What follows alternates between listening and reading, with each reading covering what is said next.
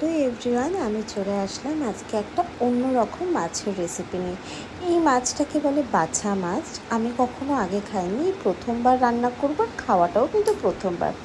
মাছগুলোকে খুব ভালোভাবে লবণ হলুদ মাখিয়ে নিয়ে আমি এবার গরম সরষের তেলের ওপর দিয়ে বেশ ভালোভাবে কিন্তু মাছগুলো ভাজা ভাজা করে নিয়েছি। তোমরা কখনো আগে এই মাছটা খেয়েছো বা তোমাদের ওখানে এই মাছটার লোকাল নাম কি আমাকে কিন্তু অবশ্যই জানিও, যেহেতু আমার একদম জানা নেই। আমি তাই নিজের মতন করে এই মাছটাকে রান্না করলাম। মাছগুলো খুব ভালোভাবে ভাজা ভাজা করে নিয়ে আমি কিন্তু একটা পাত্রে তুলে রেখেছি মাছগুলোকে। ওই একই তেলের মধ্যে কিছুটা শুকনো লঙ্কা আর কিছুটা কালো জিরা ফোড়ন দিয়ে টুকরো করে কেটে রাখা আলু একটুখানি লবণ আর হলুদের সাথে আমি কিন্তু ভাজা ভাজা করে নিয়েছি। আলু বেশ কিছুক্ষণ নাড়াচাড়া করে ভাজা হয়ে গেলে কিছুটা পেঁয়াজ বাটা দিয়েছি এখানে। পেঁয়াজ বাটাটা ভালোভাবে আলুর সাথে মিশিয়ে নিয়ে মশলার মধ্যে শুধুমাত্র হলুদ আর লঙ্কার গুঁড়ো ব্যবহার করেছি।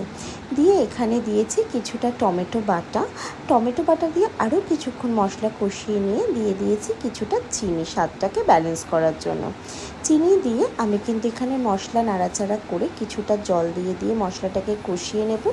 তারপর কিন্তু এখানে দিয়েছি সর্ষে বাটা। এখানে আমি কালো আর সাদা সর্ষে দুটোই বেটে নিয়েছিলাম, সেটা কিন্তু এটার মধ্যে দিয়ে দিয়েছি।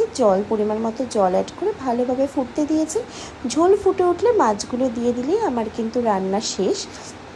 মাছটা খেতে কিন্তু বেশ ভালোই হয়েছিল, ঝোলটাও বেশ অন্যরকম হয়েছিল, তাই তোমরাও একবার এভাবে ট্রাই করতে পারো। গরম গরম আমি নামিয়ে নিয়ে কিন্তু এই মাছটাকে সার্ভ করে দিয়েছিলাম। আমার কমপ্লিট হয়ে গেল বাছা মাছের সর্ষে ঝাল। ভিডিওটা কেমন লাগলো জানিও, আর অবশ্যই সাবস্ক্রাইব করে দিও। টাটা।